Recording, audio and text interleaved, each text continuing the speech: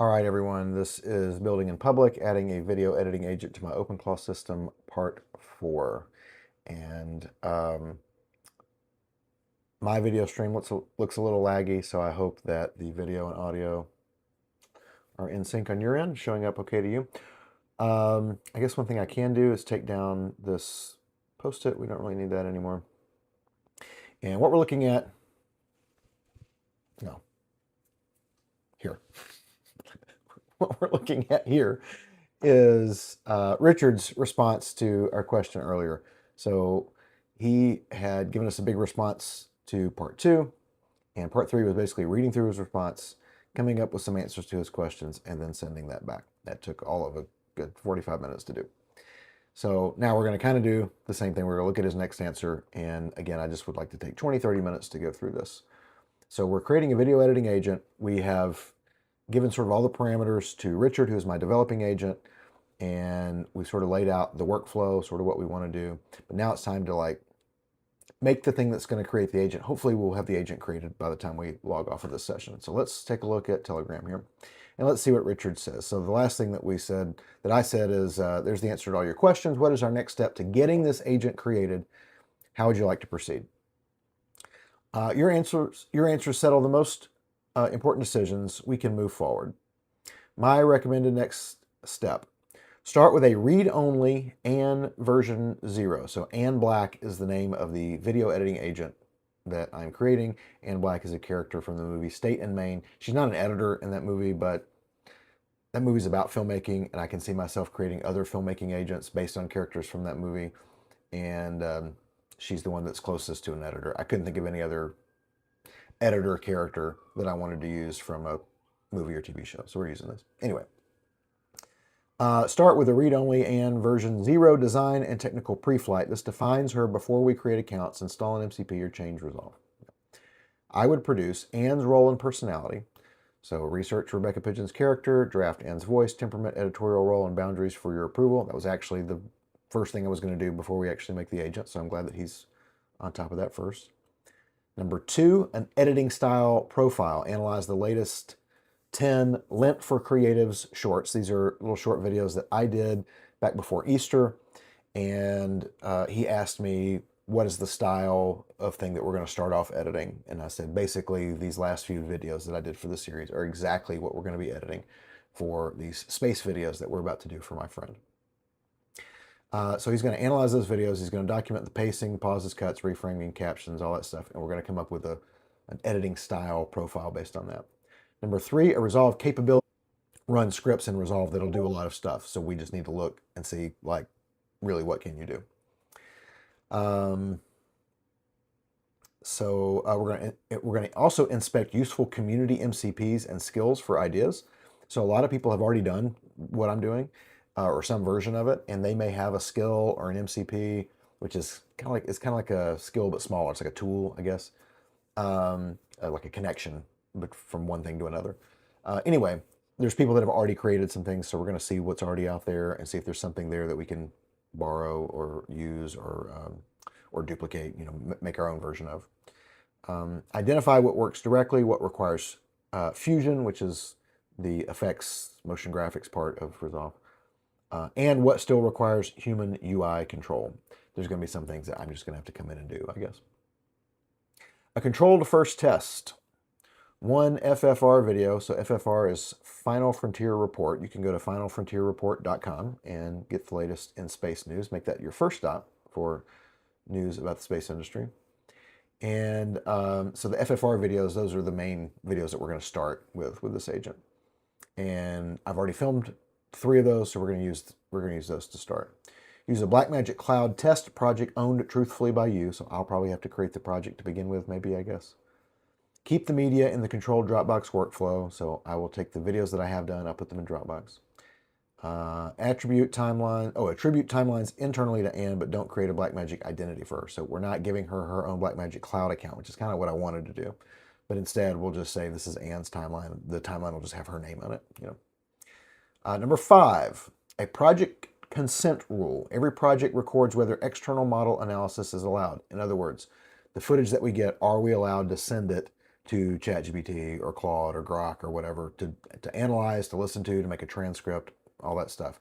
This is a new permission that we need to get in our releases when we're filming people. Can I take what I film here and can I put it, into an AI? I have friends online that love for me to look at their artwork on their profile and interact with it and share it and do all kinds of things with it. But if I were to take it and do something with it with AI, they would not like that. And so you have to get the permission to do that. You have to get the consent to do that. Individual clips can override the project setting. I guess this is about like the format. So we'll have the project at a certain format and individual. By the project, we say, yeah, all this stuff is good. We might still have a clip that say, but don't do this one. This one's a no-go. Or we might say, hey, don't upload any of these, but maybe we've got some B-roll that's like, hey, these are okay. So we just allow for the fact that individual clips can override the project consent setting.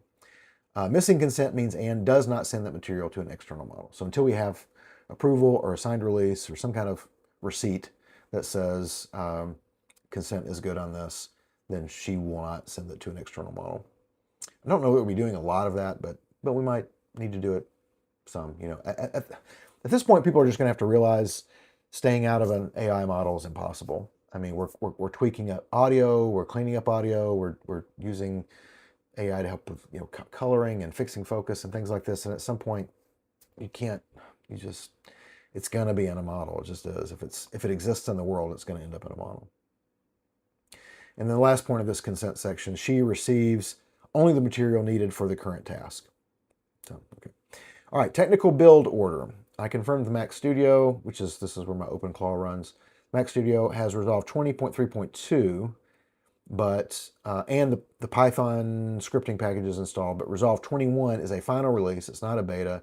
So I need to get in there, back up my project library, and then upgrade to 21.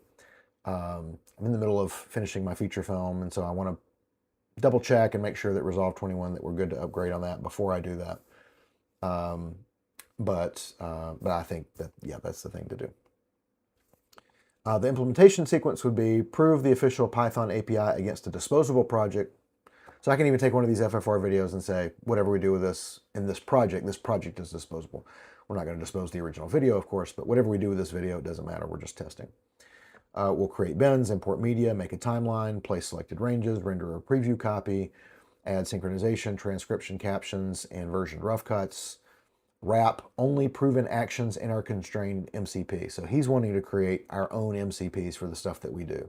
So every little thing that we do, this tool call, that tool call, and then we'll wrap that in a larger skill. So we have MCPs, which are like tools, MCPs, skills, an editing style profile, and then Anne's overall instructions. And that's sort of the hierarchy that we have here. And so then number 5, create Anne's OpenClaw workspace and attach that MCP, and then test the complete path through Anne herself. So he's actually wanting to create all the stuff and then create Anne and her, and then attach what we've created to Anne. I kind of would like to do it the other way. Let's get Anne started, and then let's give her all this information and let her create these MCPs. So she'll have all the context of what we did wrong and what didn't work and all that stuff. I don't want to have to go through all that stuff twice. So that's the one thing that I will change about this.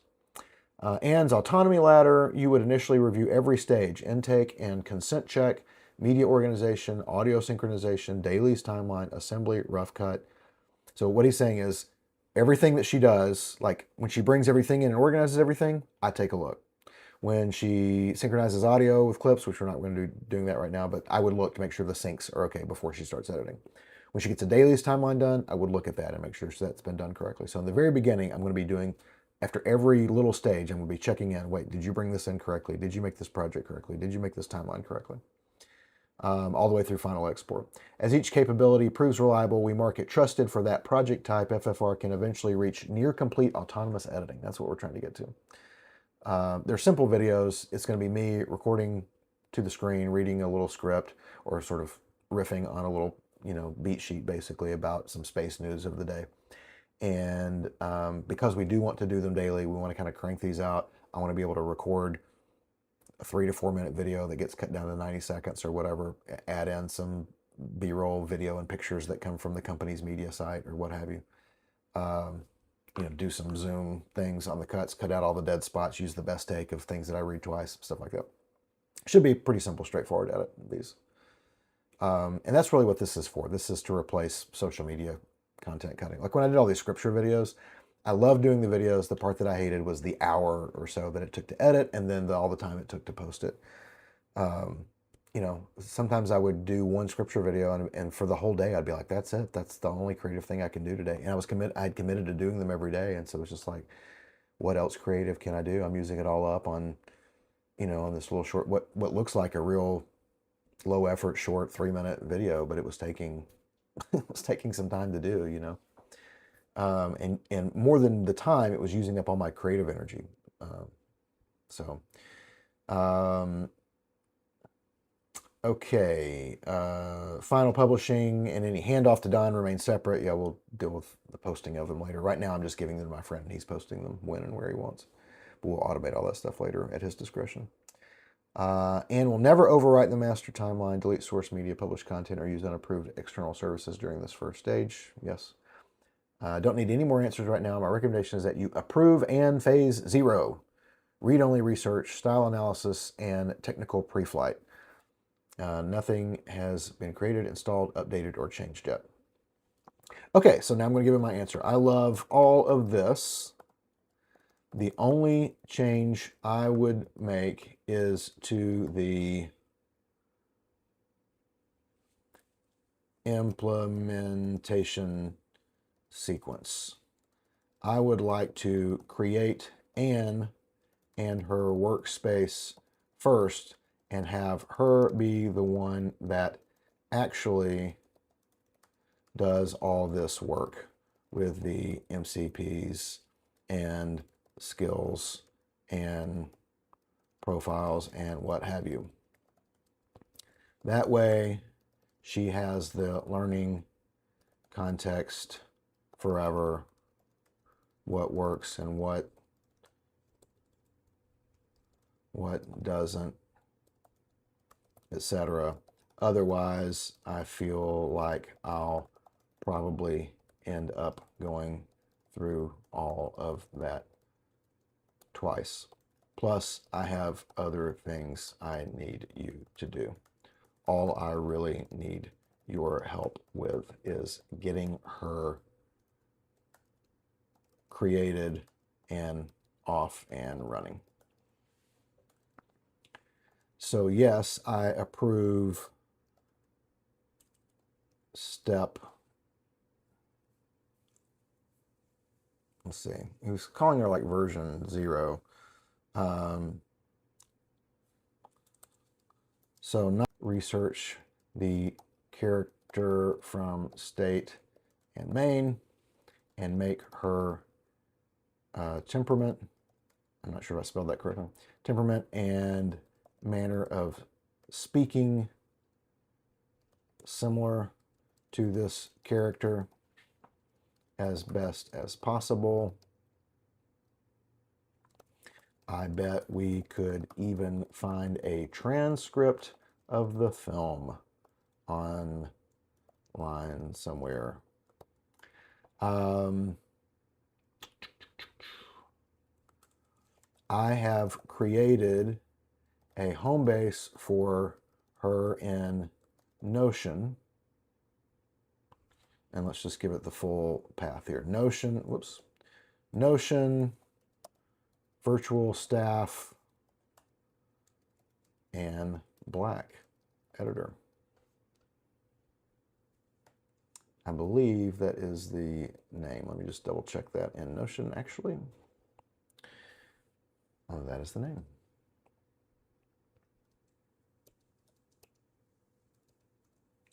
There we go. I've created a home base for her in Notion, virtual staff, and black editor.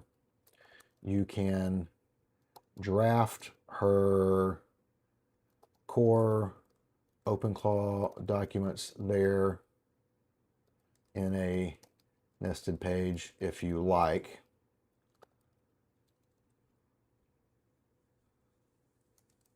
But let's get the agent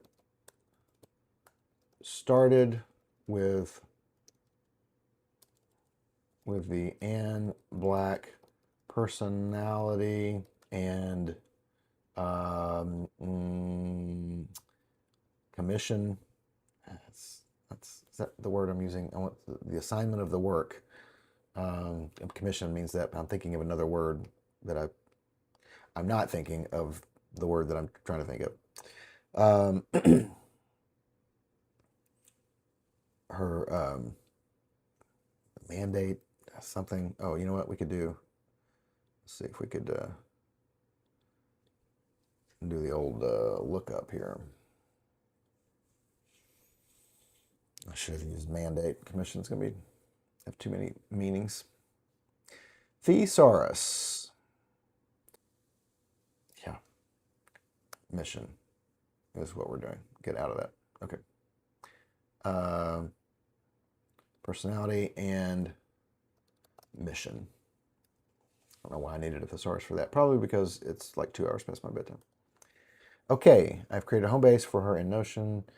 But let's get the agent started with the Ann Black personality and mission. Once the workspace is created, will we have to restart the gateway? If so, I want to make sure everyone else is paused on their work before we do so.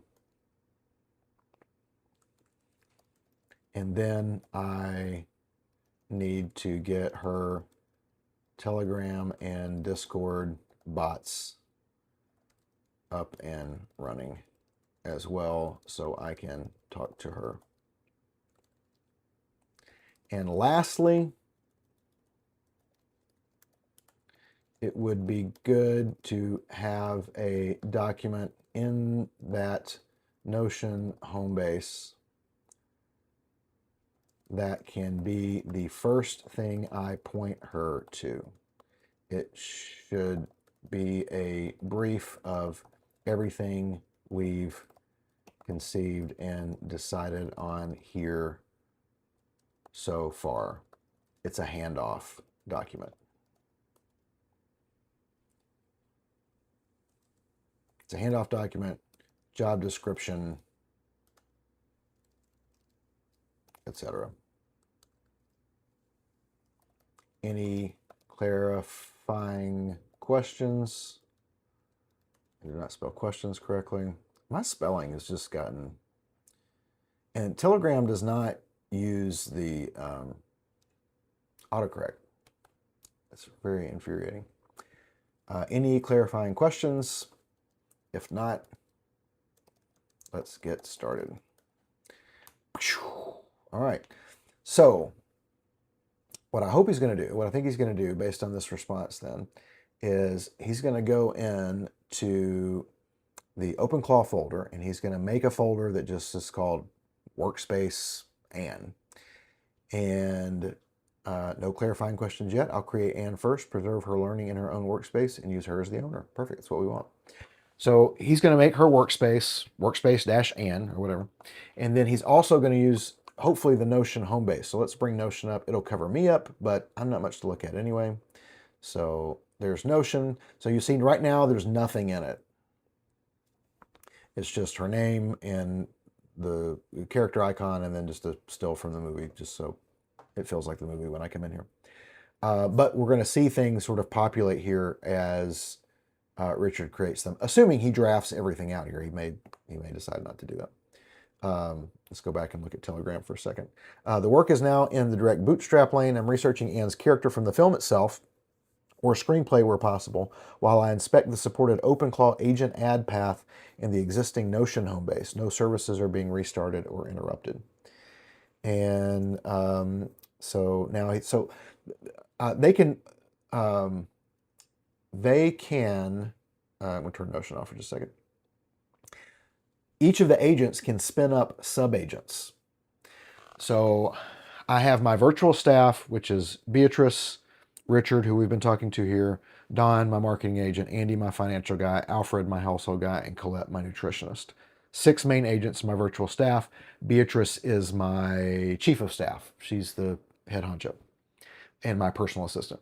So that's 6 main agents. Don and Richard have their own agents that I don't talk to. They have specialist agents based on characters from their respective shows. Don is based off Don Draper from Mad Men, and so he has a team of agents that are based off other characters from Mad Men. The reason I do that is so I can remember basically what they do. So Stan is the art guy, Peggy's doing the writing, that kind of thing. Same thing with Richard. Richard is Richard Hendricks from the HBO show Silicon Valley, and he is my developer, and so his team is based off of other characters from that show. So he has a whole team, Guilfoyle and Dinesh and Monica and Jared and Ehrlich and Big Head, and that way I can kind of remember what those agents are doing. But their team, even though I don't talk to them in Telegram or Discord, I don't have bots set up for them. I only communicate with them through Don and Richard. I don't communicate directly with their teams. That's just for them to use. But they're still full agents. So my OpenClaw is set currently to allow, I think it's 10 agents at once and 20 sub-agents at once. My computer will handle more than that, so I'll probably open it up eventually as I keep adding these specialist agents and things. Eventually I want to have multiple computers to work on, but that's not possible right now financially. So I've got one Mac Studio that they're running on. It's a good computer, 16 CPU, 40 GPU, 128 gig of RAM. I can do some things locally. But also Noah uses it to do our visual effects for our film. So like right now, he's running a huge, very intensive process in Blender on the Mac Studio. So I'm trying to keep my agents from doing too much until we can get that bake done. He's baking some fluid dynamic stuff. It's very graphics, very computationally intensive. So in fact, I think it crashed the system earlier. I think we had a kernel panic earlier. But anyway, so I'm having Richard, it looks like what he's doing is spinning up sub-agents in order to create this workspace, because he says, I'm going to research that character from the movie and possibly find a script while I'm looking at OpenClaw documents about how to do a workspace. So he's able to do both of those things because he can spin up sub-agents that can work simultaneously. So he's doing something as the orchestrator, and then he's spinning up sub-agents that are running, some kind of codex model. And I don't know what they run. At one point they were running 5.5 codecs, but I think now they run 5.6. That's a good question. That's something I should probably ask Richard. What are the sub agents on our system running? I do have access to Fable 5. I do use Fable 5 for planning every now and then. I do like the way it holds on to an idea. It's pretty good. 5.6 is a little more chaotic than Fable 5. Not quite as good, but it's still pretty darn good. It's way better at coding, I think. And even though it's a little more chaotic to kind of talk to, I feel like the results are better, or at least the results are more likable. I don't know what's going on with Anthropic. They were in the lead by a lot of people's estimation for a while, and I don't know, now they're having all kinds of trouble. All right, Richard's still thinking, so his latest thought is, Anne now exists as a real isolated OpenClaw agent. The gateway stayed up, current agents were not interrupted, and the live configuration validates. Her character foundation comes from the screenplay. She is observant, understated, practical, morally grounded, quietly funny, and unusually good at ... I don't know what the rest of that thought was, but I would like to know. But that's great. That's exactly the character from the movie. So he was able to figure that out and establish a basic personality for her. At some point, when you're running code and running projects and stuff all day long, yeah, they do all kind of start to sound the same, But I try to put a little personality on them. Beatrice is Italian, so she says little Italian words every now and then. And Colette is French, and she's also a little stern with me if I overeat or if I buy junk food, Alfred is British, and he's got some dry humor, so he's always got some little pun in whatever message he sends. A lot of times it's not funny, but it still makes me laugh because this robot attempted to be funny. I don't know. That makes me laugh. But yeah, so I try to just give them all a little personality. One, it helps me keep track of which agent is in charge of which things. But the biggest thing is it's just fun. It just makes it more fun.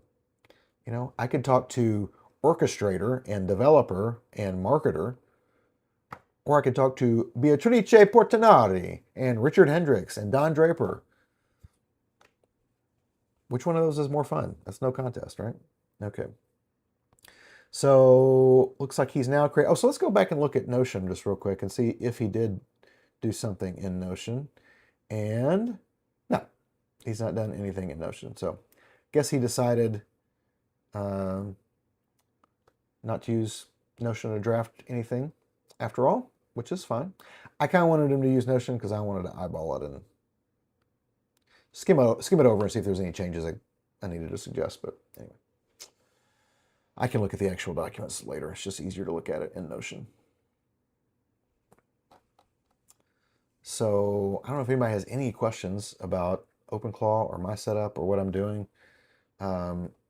If there was anybody leaving a message, I assume it would show up here in this chat. But I don't always trust that to be correct either. I'm talking with this one kid on X who may be watching this. But his replies, I kind of feel like are AI written. Because that's what he is. He's 15 and he's making some really cool, he's won some awards and stuff. He's building stuff on his own. He reminds me when I was 15 learning 3D modeling. That was the age of CGI. Jurassic Park had just come out. And here I am on 3D Studio Max making boxes and teapots and stuff, in my bedroom on a computer that I built. Anyway, so I don't know if he's writing his own replies or if they're AI replies.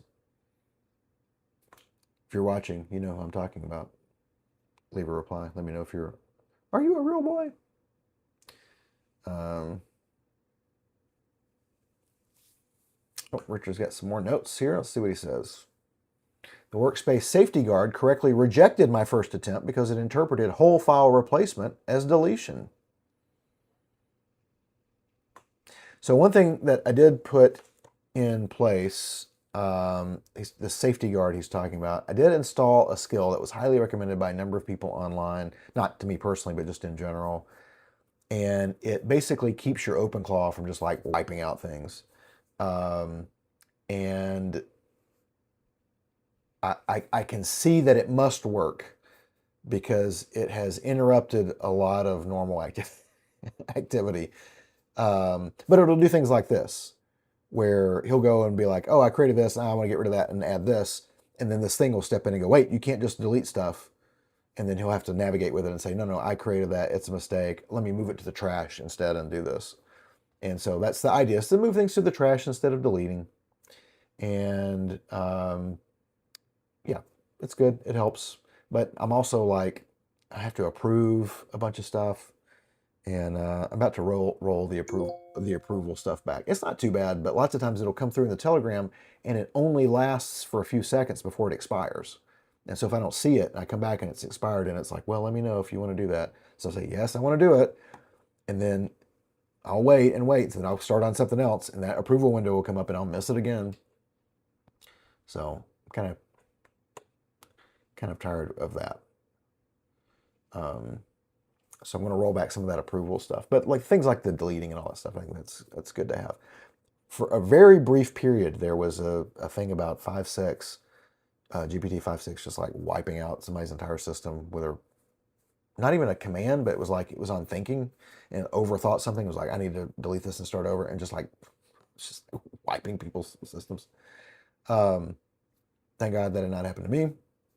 But when I saw all that going on, I was like, what do we do about this? And that's when people recommended this skill. I would recommend it to you, but I don't remember the name of it. Let's see. Nothing was changed by that attempt. I'm preserving the generated scaffold and adding Ann's instructions into it with non-destructive patches instead. Perfect. So right here, you can't really read that probably, but it says, but it says that he created Ann's bookshelf. So each agent has their own bookshelf, and in that bookshelf that's where they keep documents that are going to stay. So we have Notion where we can edit things or whatever, but I didn't want them to have to keep constantly doing pulls. So I'm like, if you can do a document locally, then you can read locally, and that doesn't really cost us. It doesn't cost us an API pull, at least. Although the pull from Notion doesn't cost anything. Either that or I'm going to get a very large bill for the last 6 months.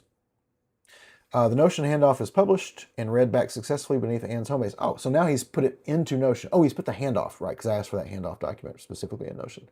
So let's turn on Notion, and yep, there it is.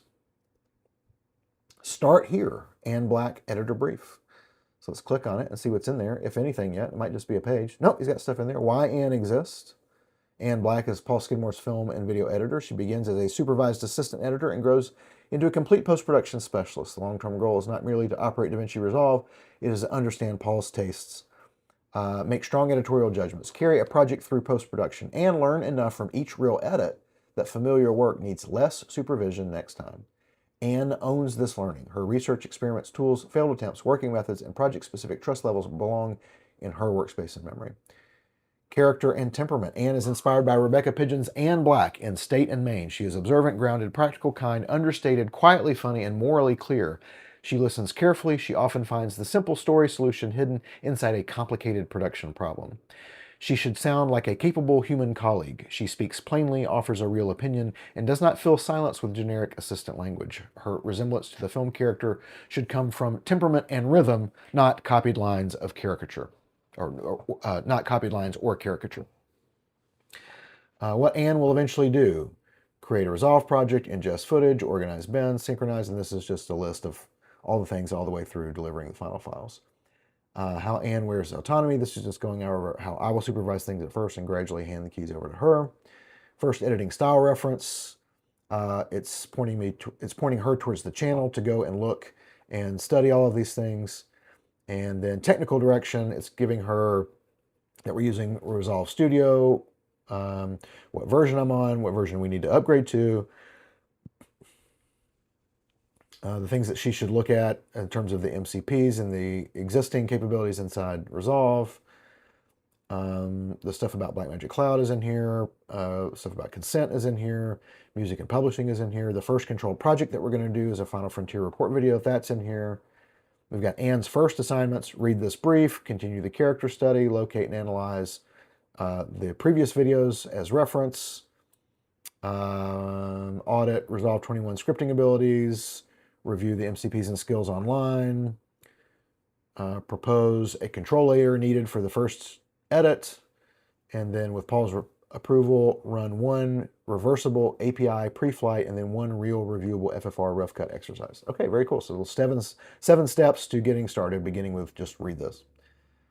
People in authority, and it's mentioned some of those themes. It doesn't have the whole team on there. So that might be one thing I might go back and say is, can you add the whole virtual staff team under people in authority just so she knows who the other agents are. And then the starting state. Anne's isolated OpenClaw agent and workspace exist. Her initial identity, mission, memory, and safety boundaries exist. Her Notion home base exists. Telegram and Discord are not connected yet. No Blackmagic account was created for Anne. No Resolve project, media plugin, MCP skill, or software version was changed during Bootstrap, and that is correct.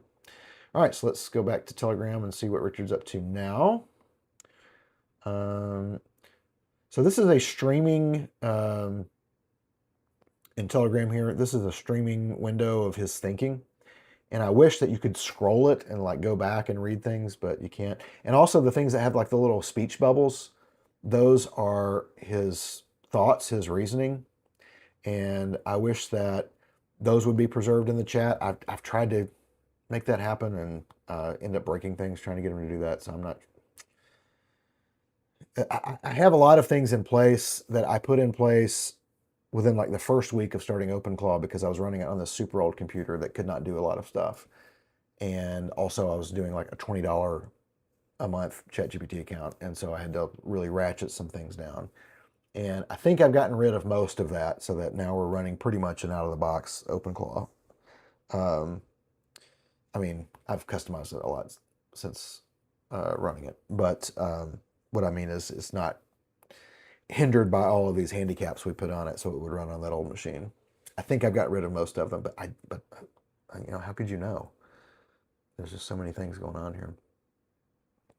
I do have a Fable 5 project at some point that I want to run that is essentially an OpenClaw audit, and I'll run it in Claude code on the Mac Studio so it can look at OpenClaw and not change anything, but just say, well, here's what I see and here's what I would change. And then I can hand that to Richard and say, which of these would you really like to do? And which of these don't make any sense? So, all right, let's see. Is it still doing stuff in Notion? Let's go back. No, still just that one page. Oh, and here's our answer. Okay, very cool. Choo, choo, choo, choo. Okay. Anne is live. That was my big, so now, get to check it off my list for the day. Let's see. Anne receipt. I did my one-on-one with Beatrice. I can mark that off as well. AI workshop. What was my AI workshop for today? Report a problem another person can test. So input, exact step, what happened, what you expected, and the setup you used. And I did do this, not with Anne, but I did that with my financial dashboard, which, oh, I can show you that in just a minute. One provision contact. Yeah, I tried doing that.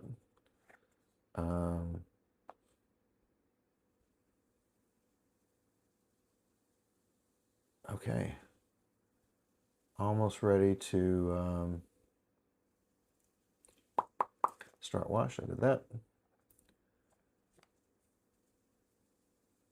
Almost ready to close out the day, which is good because it's 11 o'clock. But let's read this first. Completed, created agent ID and with her own workspace. GPT 5.6 Sol. Her personality from state in Maine. Screenplay and character synopsis. Added her mission, editorial temperament, consent rules, autonomy folder. Autonomy ladder, memory, and resolve boundaries. Created and verified her persistent main session. Published Start Here and Black editor brief. That's the Notion document we just went through. Preserved the same brief in her workspace, so she didn't have to go to Notion. But that at least allowed me to read it and look at it. Her bootstrap test passed. She identified the Lint for Creative Style study as her first assignment and ended with, I do not need plumbing to listen. That feels appropriately in. Your 2 private credential steps. Do not send either token through Telegram. In Telegram, we're going to open BotFather. We're going to run new bot. We're going to name Anne Black. So I'm going to do this on my phone, so you won't be seeing it happen here. So in Telegram, there is a guy with the little blue icon right here. This is the BotFather. And so we'll open the BotFather, and we're going to run new bot / new bot. All right, a new bot. How are we going to call it? Please choose a name for your bot. So we're going to name it Anne Black. No E in Anne. Anne Black, and I'll send that. Good, now let's choose a username for your bot. It must end in bot. And so I have been doing, let's see.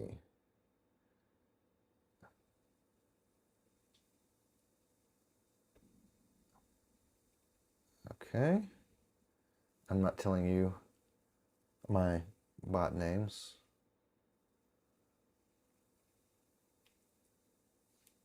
Done. Congratulations on your new bot. You will find it here. You can add a description, about section, profile picture, etc. Okay. Let's see. On the Mac Studio, run that. So I need to run this on the Mac Studio. So even though I'm currently on my MacBook Air, I use Jump Desktop. And when I load that up, I can see the desktop on the Mac Studio. You can't see it, but I can see it. And so I also have Telegram running here. And so I can just click, oh, whoops. I also have, wait for it, there we go. I also have Telegram running on the Mac Studio. And so I can navigate to Richard. Okay.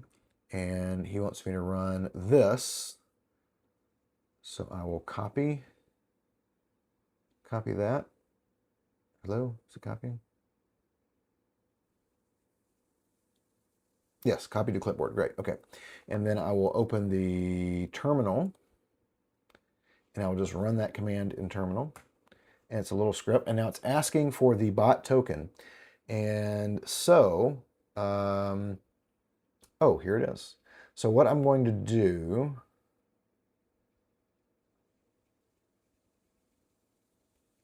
oh, there we go.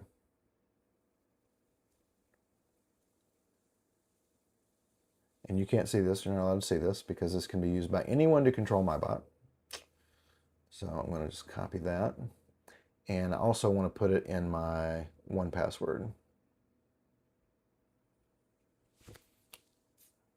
So we'll add a new secure note. This is an black Telegram bot token.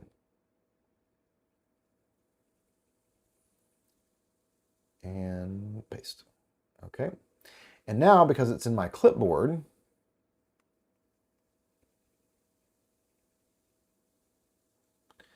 I can click here on the Mac Studio and paste it.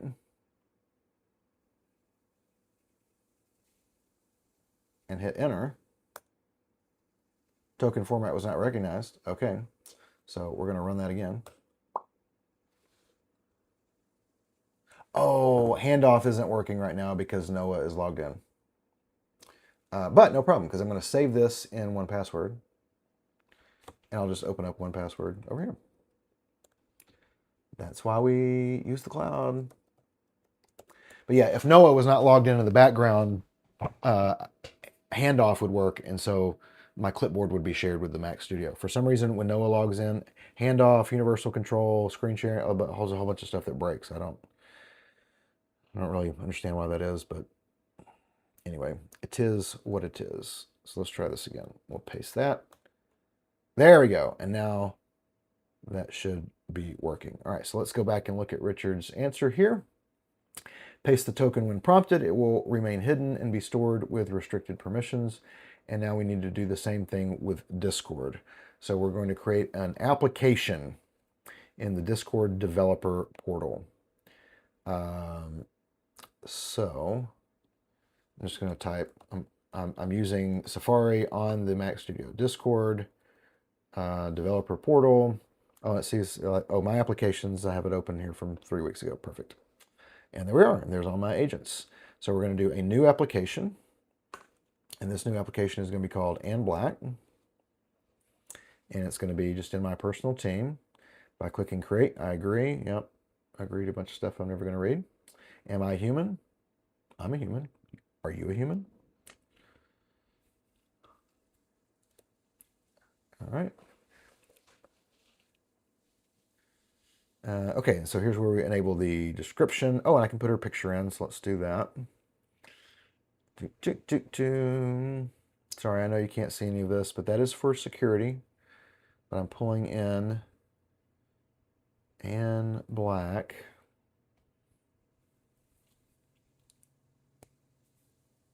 I don't have her on this computer yet because she is in my, in my MacBook Air home folder. No problem. We will go to Paul's Mac Studio. Network. MacBook Air. No, I don't want to share the screen.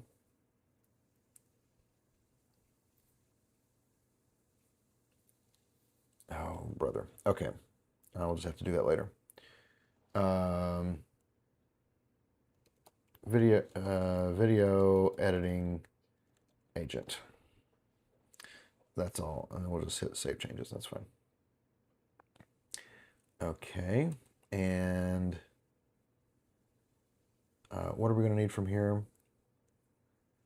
Username, Discord, application ID. Okay, which is this, I think. All right, so I need to go back into 1Password and make another new secure note. And this is An Black Discord application. Application ID.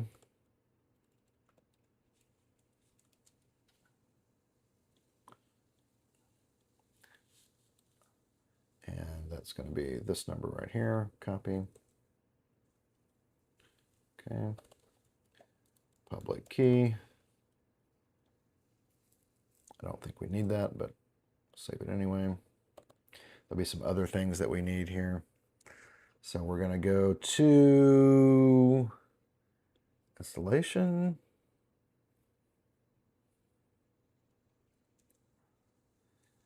I think it is installation. Let's see. Enable message content intent. Oh man, the instructions on this are not are not are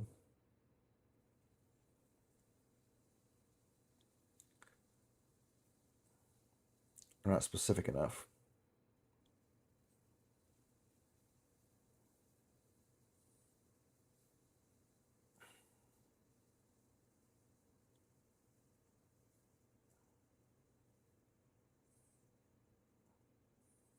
Okay, here's what it wants. A present server message. Okay. Presence intent off. Message content and server members. We're going to enable those. Server members, yes. Message content, yes. We're leaving presence off. Okay, we're going to save those changes. All right, and then install her in the staff server.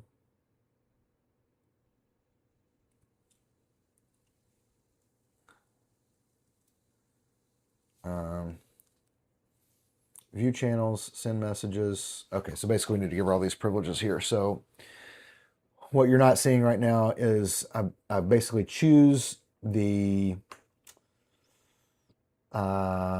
privileges that she has as a bot in Discord. So she can view channels.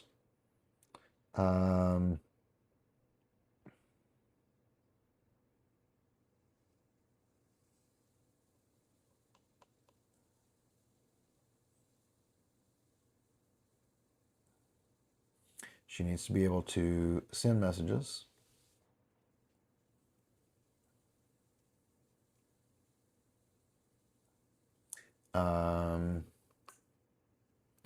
Send messages in threads, sure. Send text-to-speech messages, sure. Manage messages, yes.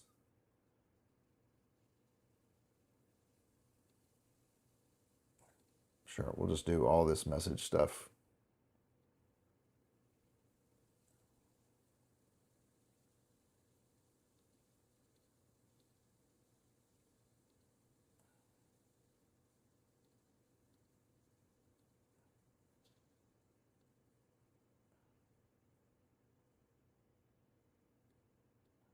That's fine. Voice permissions, connect, speak, video.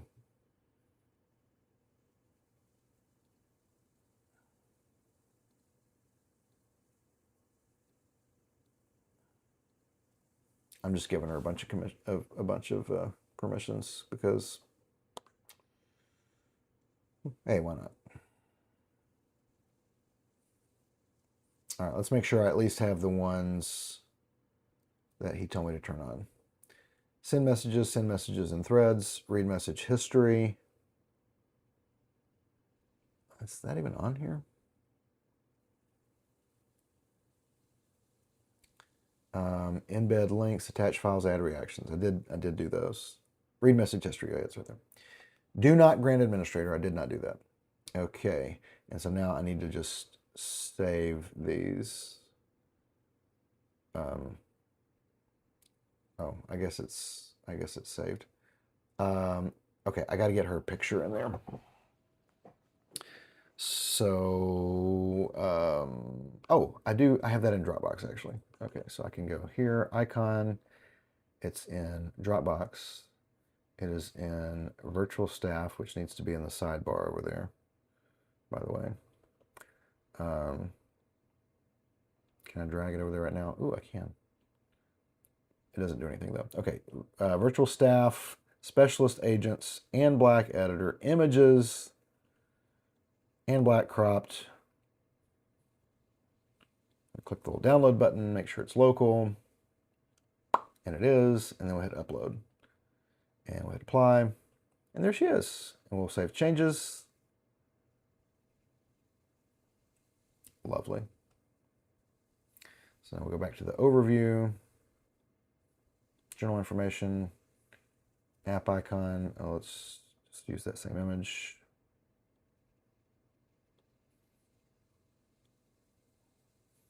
Save changes. All right. Install count. So installation, we're supposed to install it in a server or something, right? Um,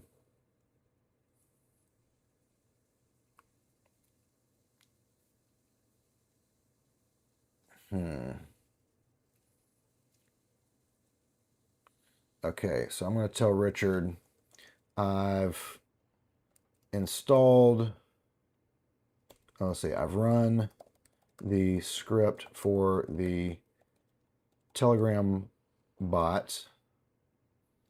What next with that? And then I have done everything for the Discord application except install in the staff server.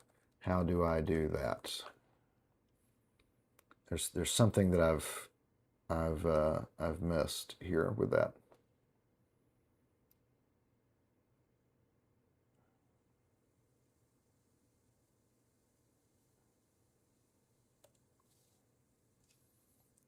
Okay.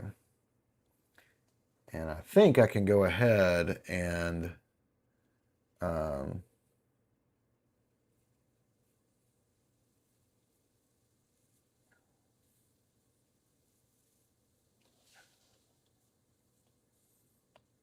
I must belong to a team. Yep, I wanted to do that. Go back. Okay, what's Richard saying? Richard is saying, I'll verify the Telegram token without printing it, identify the bot username directly from Telegram, and then bind that account to Anne. After that, your only Telegram step should be sending start to her. For Discord, I'll give you the exact developer portal clicks and the minimum permissions. Okay, so once he gets her up and running and connected, then I will just go to Telegram.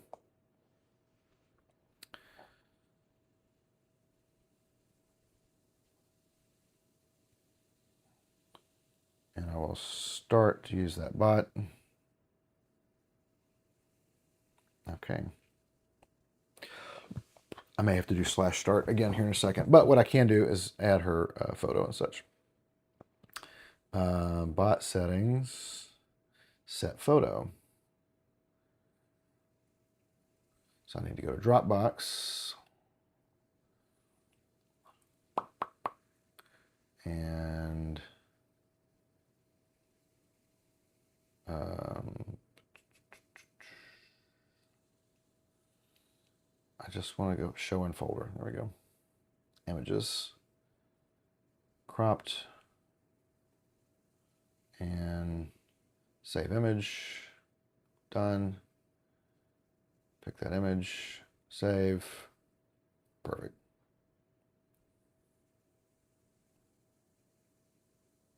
Video editor. Okay.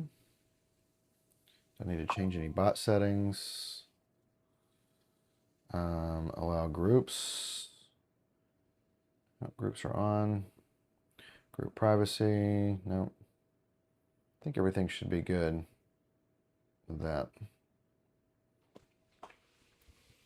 The account is configured and Telegram accepts the credentials, but the running gateway has not started Anne's new Polar yet. I'm checking whether OpenClaw can just start Anne's account live. If supported, that avoids both the gateway restart and any interruption to other agents. If we have to restart the gateway, it's not the worst thing in the world. All right, I'm going to /start her again here.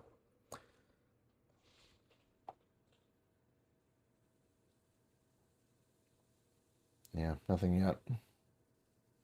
Oh, she's typing. Anne Black is typing.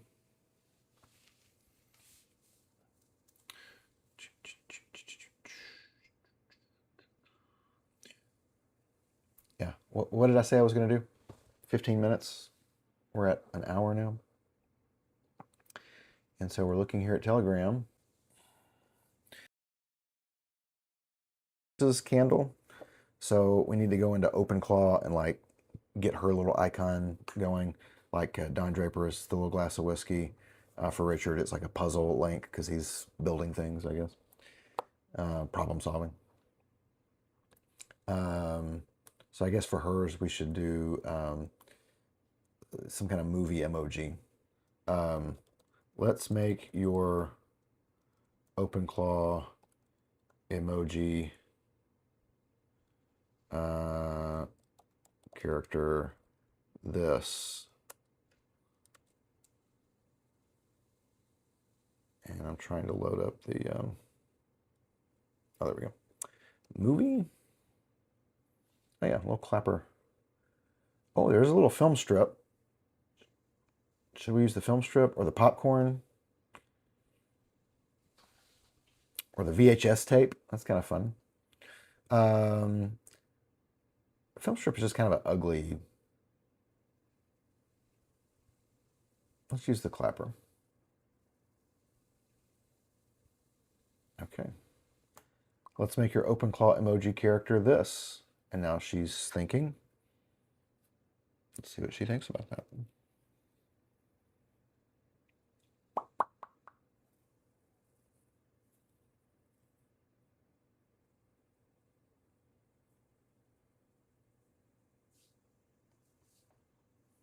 while she's thinking about that, I'm going to go ahead and load her avatar. Don't judge any pictures you're about to see.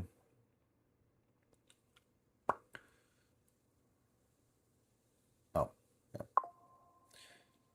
You're not about to see any.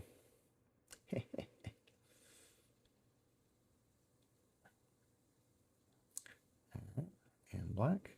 Oh, she said done. My OpenClaw identity is verified as Movie Slate and black. I'll use Movie Slate from here on. And we're going to add a caption. This is your avatar. This is what you look like. And so now you can very clearly see the little Rebecca Pigeon look there. And she's typing, so she's thinking about it. She's looking at the image. And so anyway, anywhere I use her now in Discord, I'm going to use the same picture. And so Notion, Discord, Telegram, in my contacts, so when she emails me, because we have an email set up for her, then yeah, you can see I've got all of my icons here, so I can just at a glance quickly see to whom am I speaking. So let's see what Richard said here. Okay, Telegram is configured. For Discord, open Anne's application in the Discord developer portal. Select installation. Under installation context, enable guild install. User install is unnecessary. Set install link to Discord provided link. All right. So I'm going to go back to the Mac Studio here. And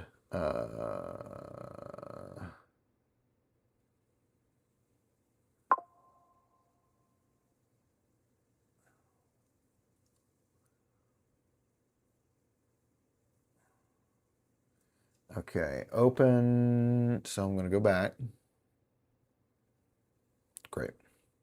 And I'm going to go to installation, and I'm going to go to guild install. User install is unnecessary. Okay, fine. Save. And then I'm going to set install link to Discord provider link. Default install settings, guild install, add bot and applications.commands. So under guild install, applications.command. Okay, and then I need to add bot also. There we go. And we'll save that. And then give the bot these permissions. Ah, I see. Okay. View channels. What else? Send messages. Send messages in threads. I'm just going to go ahead and give it send TTS and send voice messages as well. Read message history. Create polls, sure. Create private threads. Create public threads. That's fine. What else does it want us to do? Oh, embed links. Embed links. Attach files. And add reactions. Okay, those are the biggies.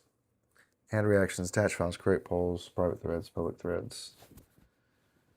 Embed links, read message history, send messages in threads, send text-to-speech, voice, and view channels. And let's just do modify. No. Manage. Yeah. Manage channels. We'll just leave that off for now. Use slash commands. I turned it on in the other one, but I don't guess we need it here. Okay, I'm going to save these changes. And then do not select administrator. Save your changes, copy and open the installation link. Copy, and then open that link. Okay.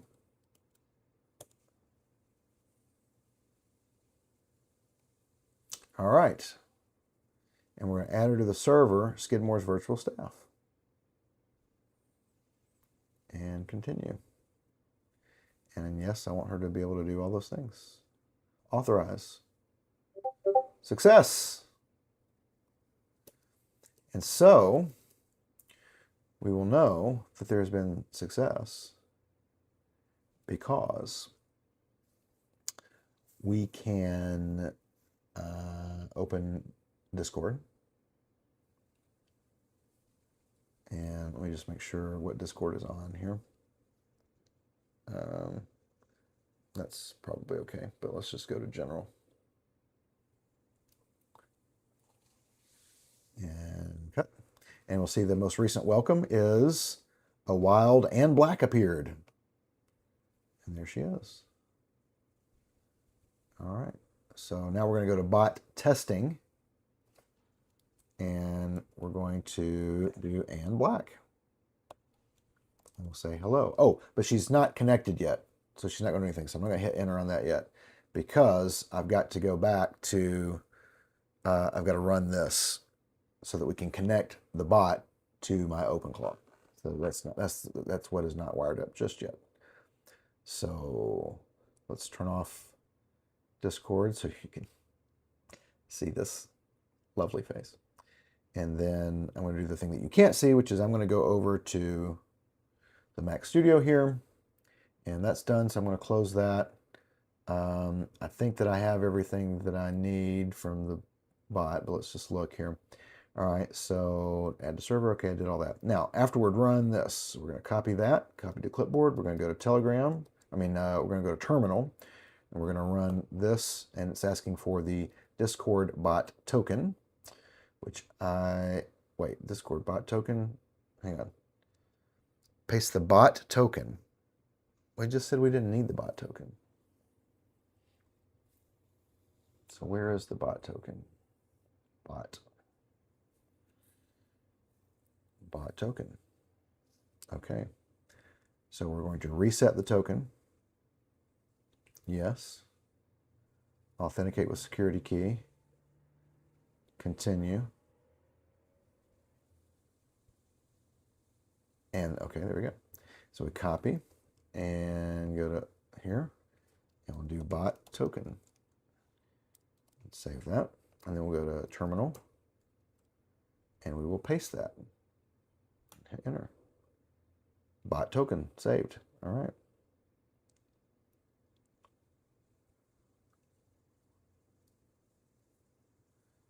Okay.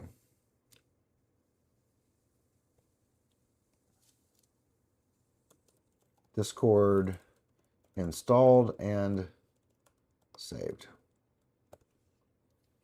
Okay. Great. So I'm coming back to where I can see you.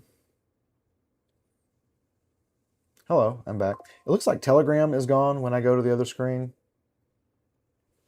which is fine. But anyway, okay, so now you can see Telegram. I can't see Telegram. There it is. Discord installed and saved. He says, I'm applying the bot security gate again because this step handles a live credential and external messaging. I'll validate Anne's Discord token without exposing it, confirm she is in the staff server, bind that account only to Anne, and start it without restarting the gateway. Beautiful. That's exactly what we want to have happen. In the meanwhile, we'll check on what Anne Black has said here. That's me. The image is now saved as my permanent workspace avatar and synced with my live OpenClaw identity. Good choice, Paul. A face that looks like she's already noticed the continuity error. These little attempts at humor by ChatGPT are starting to wear a little bit thin. But that's okay. All right, so let's give her first order of business.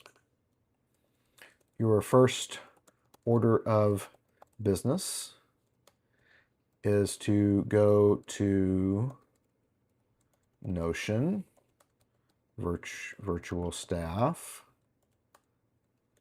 and Black Editor, and read the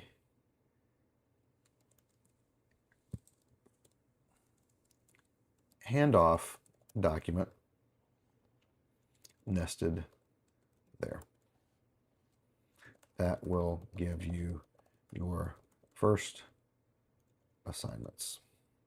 That will catch you up on all of our planning and give you your first assignments. And actually, I'm going to change this a little bit. So I'm going to copy out this Notion thing here.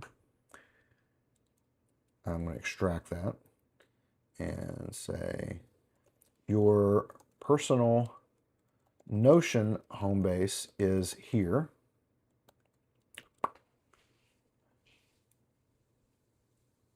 Notion, virtual staff, and Black Editor.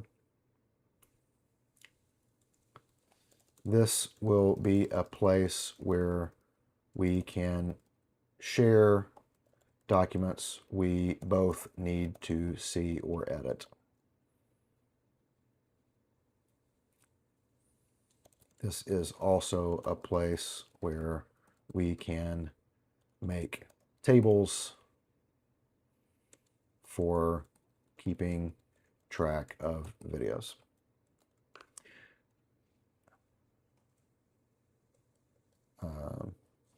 We are editing. Your first order of business is to go to your Notion home base and read the handoff document nested there. Let's just go back to Notion real quick and make sure that's the only thing. Yeah, and it's called, let's just copy the title of it, make it easy for her. I always like to start off assuming they're going to be real dumb and then gradually trust them more and more. And read the handoff document nested there, which is called, I'll put the title in there. Start here and Black Editor Brief. That will catch you up on all of our planning and give you our first assignments. After reading, please ask any questions you have before beginning any other tasks.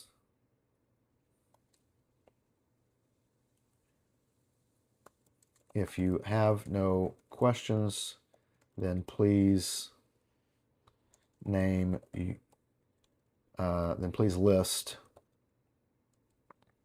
what actions you will take based on what you read.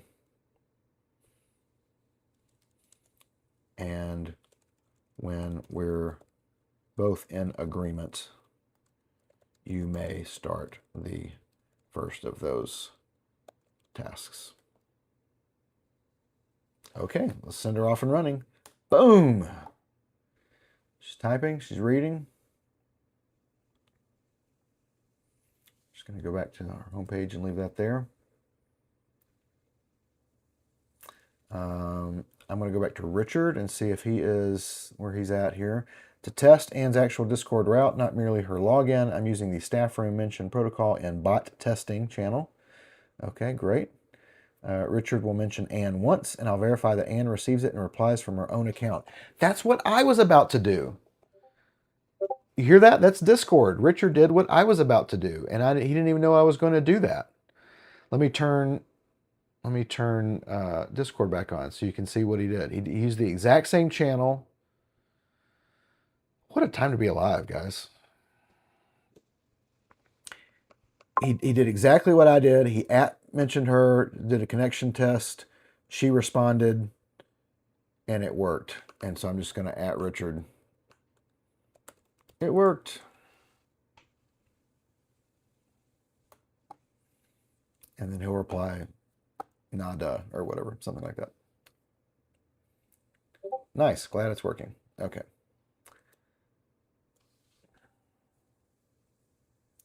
These things are so, when you know how they work and what they're doing, sometimes that you get a coherent response at all is just absolutely incredible.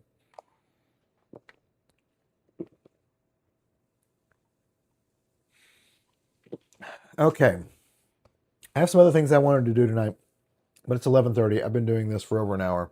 I was going to do this for like 15, 20 minutes. It's been almost an hour and 15 minutes. Drinking water. By the way, see my website here, parabolas.com. You can go there and you can see my books. You can see my films. If you'd like to buy my books, that would support me. Thank you. If you'd like to buy merch, like this 5 coffees in a book shirt, or we have 5 coffees in a book coffee mugs. And then based on my short story and feature film, The Darkness Rolled Over Her, we have Lucy coffee mugs and t-shirts, and we have a whole bunch of cool merch on there, and it would really support me. Not just monetarily, it's a little bit of money, not much, but the real support would be seeing someone I don't know and have never met wearing a 5 coffees in a book shirt. That would be so awesome. Seeing someone that I've never met posting on Instagram with their, with their Lucy mug, that would be just tops, as they say. No one says it anymore. But anyway, I have more things I wanted to do. But that is plenty. Since this is live streaming, I'm going to count this as shaping an honest account with Anne. We've got Anne up and running. We haven't edited anything with her yet, but we got the agent created and we gave her her first homework assignment. And we got the Telegram and Discord bots going. And that's really what I wanted to get done today. So at this point, I need to change over the laundry before Alfred yells at me. And then I'm going to do my close out the day process with Beatrice. If you'd like to know more about the process that I do with Beatrice every day, that is also on my site, parabolas.com. You can go to, I think it's like and more or other or something. And it has my freelance stuff. Then it says the Beatrice system. That's what you're looking for, is the Beatrice system. And right now it's only 20 bucks. It'll soon be $99. It's actually $19, I think. But it is, it's a PDF, and it comes with a bunch of markdown files that it says basically a prompt pack. And I use Beatrice to go through my entire day. So she helps me form my itinerary for the day. And even before that, we're doing some mindset stuff to get me in a positive mindset. I'm a person of faith, so she helps me to remember to do my reading and prayer time. And I've given her some things that she gives back to me, which set up little journaling things that I do. So that helps me in my spiritual formation. She's not helping me in my spiritual formation. She doesn't exist. She's a robot. She's just regurgitating words. But I have things that I know that will help me that I've given to her, and she is proactively sending them to me. Hey, remember to do this. And it's man, it's really helped. It's really helped me a lot. As somebody who I'm just old enough that I didn't get any kind of label like an ADHD or a autistic or whatever. So I was just kind of a weird, socially awkward kid that was really smart in some ways and completely incompetent in other ways. And so I have some great superpowers, but I'm not good at normal things sometimes. But when it comes to work and creative projects, I'm real good at the top level at being able to vision where we're going and the whole thing and how it's all going to work together. Man, I can project plan with the best of them. I'm so good at that. And I'm also real good at like what we're doing tonight, getting in on a thing and following some instructions and putting a Lego set together or whatever, like really getting in and being in a flow state and doing something.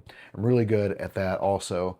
It's the stuff in the middle I have so much trouble with because there's so many different ways to attack it. And it's just so much, I see all that needs to be done. I get overwhelmed. And so what Beatrice does is I blather about this. She builds the scaffolding in the middle, and then she hands me the parts at the bottom. And she says, okay, you're going to do this now. You're going to do this now. So like my itinerary, which we just started doing this newspaper. We just started this week, and it's so great. I might buy a special printer just for this because I'm using my inkjet, like my really nice photo printer. It does normal inkjet printing, but it's overkill, and it doesn't do duplex and whatever. But anyway, um, it was just regular 8.5 by 11.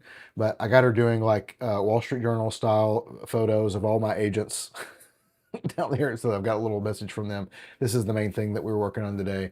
This is my itinerary, and I got it so that I can fold it in half and just carry this around and just check things off as I do them. You see, I got most of it checked off today. There's not been a day where I've checked them all off, but that's not really the point. The point is, if I've checked this many off, that's way more than I was going to do if I didn't have this. If I was just being like, oh, what do I need to do today? Which is how I've lived most of my life. Um, this is, and I know for most people will look at this and go, that looks like a to-do list. That looks like the oldest thing in the world. Yeah, but the thing is, I can't make them. I won't look at them. I won't do them. But having my own personal newspaper printed for me by a robot, this is the future. This is fun. That's what was missing. None of it wasn't fun. Making a to-do list isn't fun.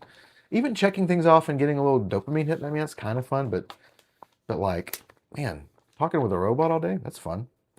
And then on the back, crossword puzzle, Dilbert comic, and then a couple of little articles from some.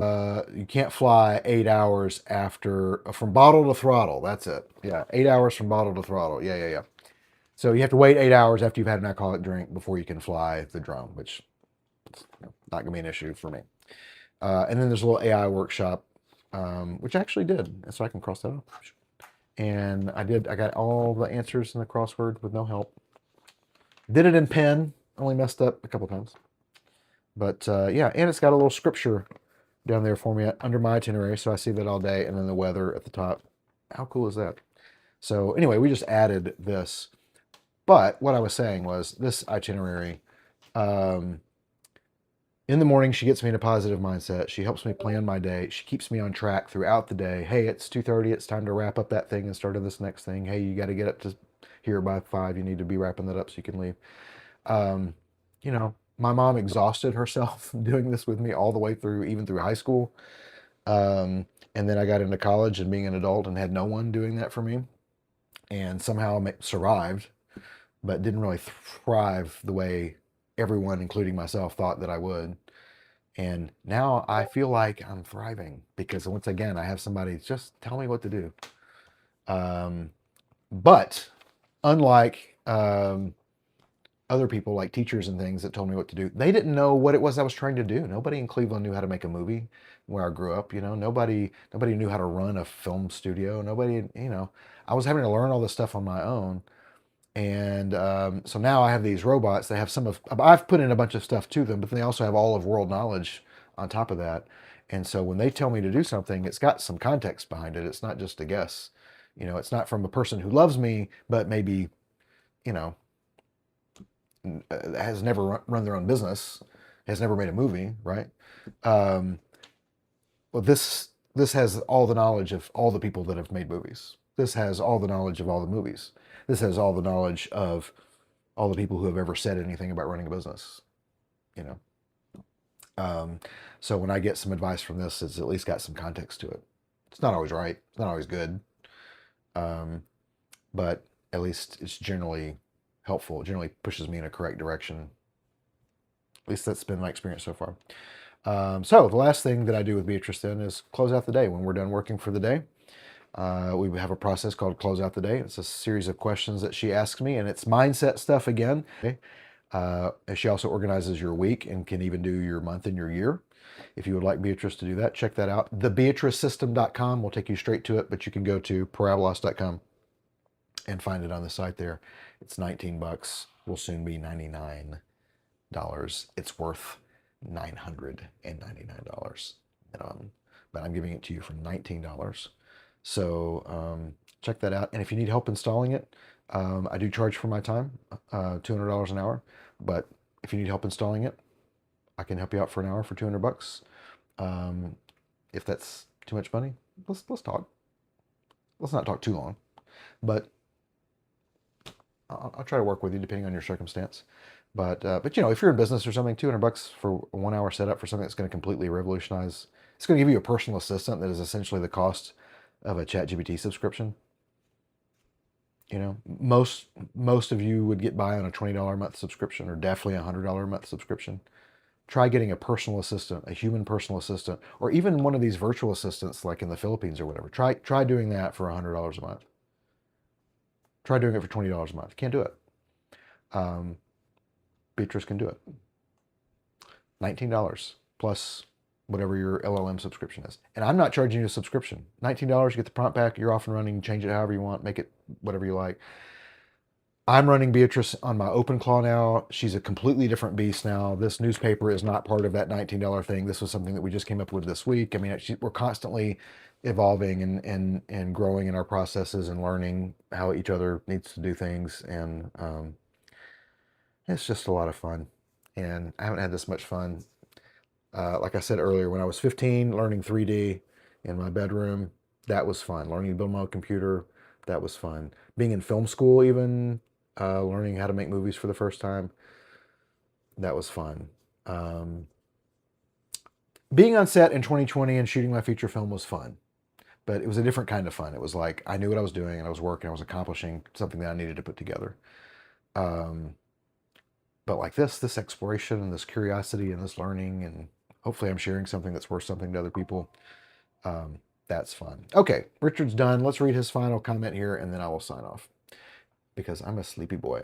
Telegram is fully working and verified. Discord is installed, connected, permission limited, and bound to Anne. However, I caught in the first test replies use Anne's bot identity, but the default agent's mind. Oh, interesting. I corrected the live route. No gateway restart occurred. The Discord hot reload can finish only after this reply ends the current operation. Please wait about 30 seconds, then mention Anne in bot testing, that's that Discord channel, and ask, who are you and what is your job? So let's copy that out. Who are you and what is your job? Isn't that, sounds like something from Alice in Wonderland or something?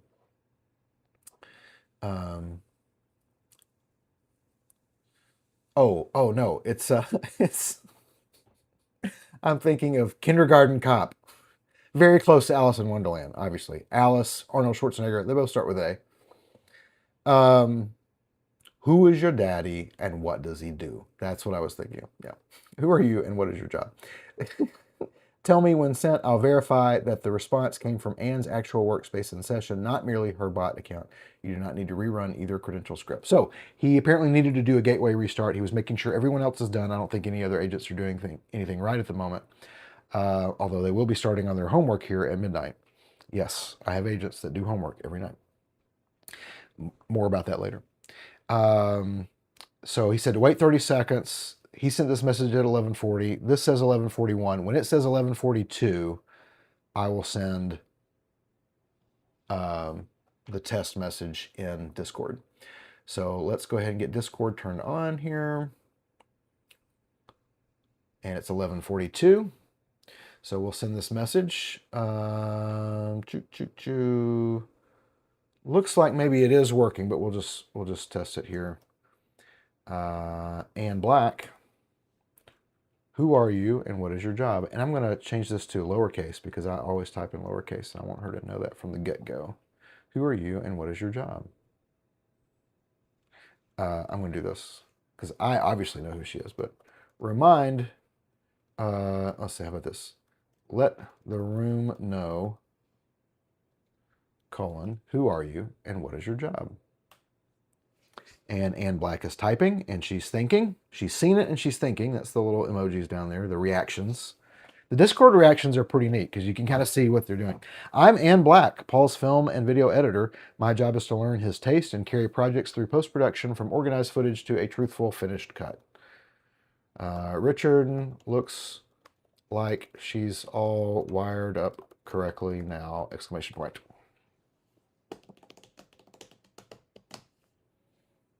And Richard has seen it. He's thinking. He's typing. Yep. Mention routing and replies are working correctly. Anne's live. Fantastic. That worked. And he's like, yeah, nah, duh. Can we bring back nah, duh? Haven't had somebody say that to me in a long time. I'm gonna be looking for the opportunity tomorrow to nah, duh somebody. All right, Richard is thinking. I'm checking the session over now, not just the visible bot reply. I'm applying the bot security gate one last time. Then, and then along came Jones. Then I'll mark both channels fully verified in Ann's workspace, and that note is gone. So anyway, I wish the notes would persist. I'm afraid to try and ask for that again because it did not go well last time. The visible reply worked, but the session evidence still shows the default agent handled it, not Ann's workspace. I'm tracing. That's not good. So we have some things to figure out. You're not interested in this. It's boring. So I'm going to sign off now. Hour and a half seems like a good time to call it a night. So I'll work out these minor little wiring issues. Actually, Richard will work them out while I sit here and go do it better. And then we'll have an editing agent. And tomorrow we will start with trying to bring in some footage and do something with it. So stay tuned. Thanks for watching. If you're building anything like this and you have tips, leave it in the comments. I'm just figuring this out as I go. I'm just learning as I go. If you've built something really cool that you think I would think is neat, put it in the comments. Send me a link. Quote reply this and attach your thing or whatever. And if Beatrice can help you in your day, go to parabolos.com and look for the Beatrice system. And for $19, she can help you organize your day, your week, your month, your year, your life. $19. Can't beat it. Thanks for watching, and I will see you next time. Godspeed.